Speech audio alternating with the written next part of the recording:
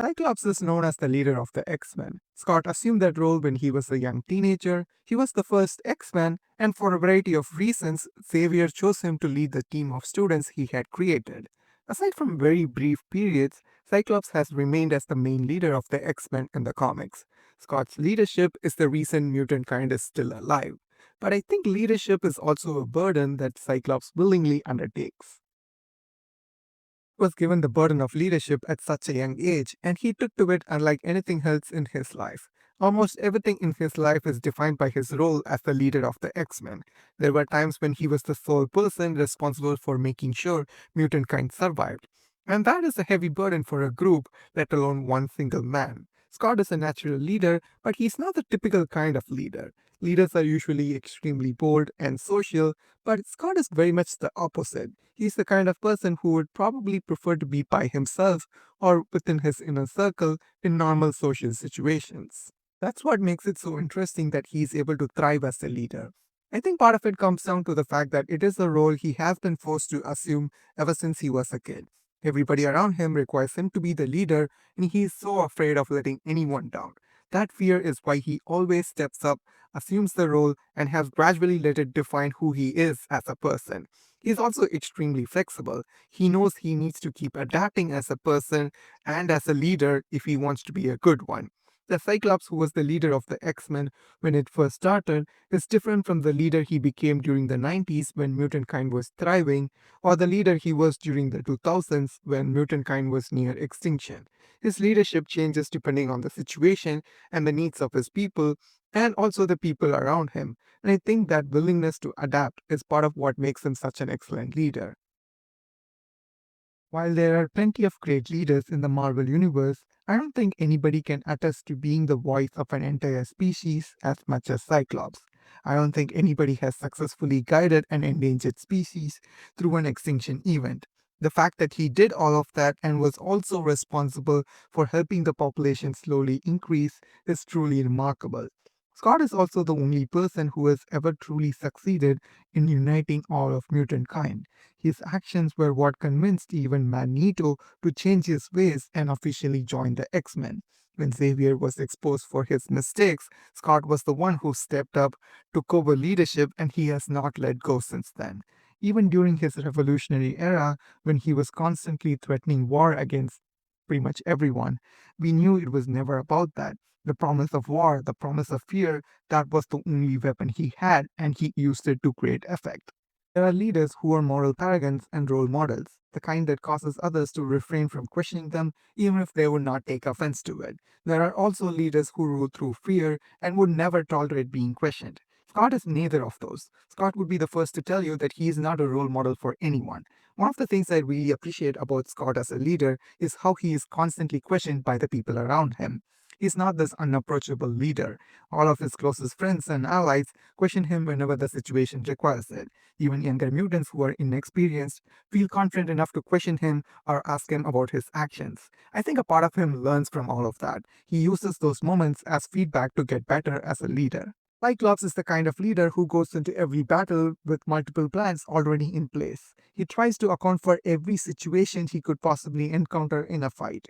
That happens because he's constantly thinking about battle scenarios, about supervillains and how to defeat them in battle, about the different team combinations that may be required to do so, about the possible threats they may encounter as a species. Does that make him a great leader? Absolutely. But it also speaks to how his position as leader of the X-Men constantly forces him to think of horrible situations for mutant kind or different battle strategies.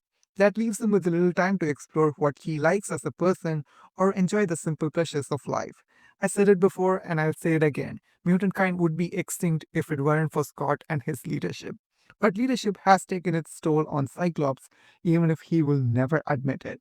If you look at his history, you'll notice that despite being an A-list X-Men character, he rarely shows up in other books like most big characters. If he does, it is most likely in the capacity of the leader of the X-Men. He does not have many connections outside of the X-Men like other popular X-Men heroes. I love Scott as the leader, but I think that role has also caused writers to pigeonhole him to the point where he is almost never allowed to do anything other than lead the X-Men.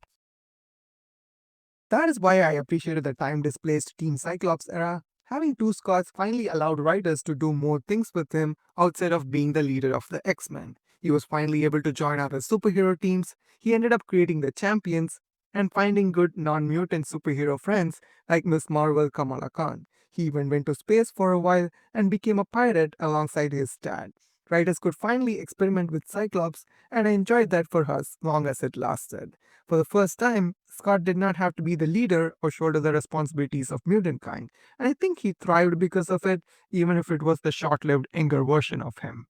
Having young Cyclops as part of the champions was such an amazing idea. He was one of the best things about the book, and he had such a great dynamic with other characters, especially Miss Marvel.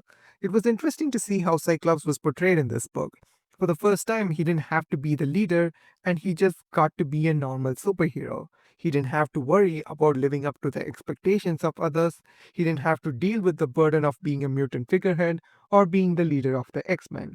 For the first time in his life, Scott got to be just a normal teen superhero. I think that helped him thrive and enjoy being a superhero in a way that he never really gets a chance to be as part of the X-Men. Young Cyclops as part of the Champions was frankly the best thing about the whole time displaced X-Men saga to me. I think it helped show that there is more that can be done with Cyclops outside of just making him the leader of the X-Men.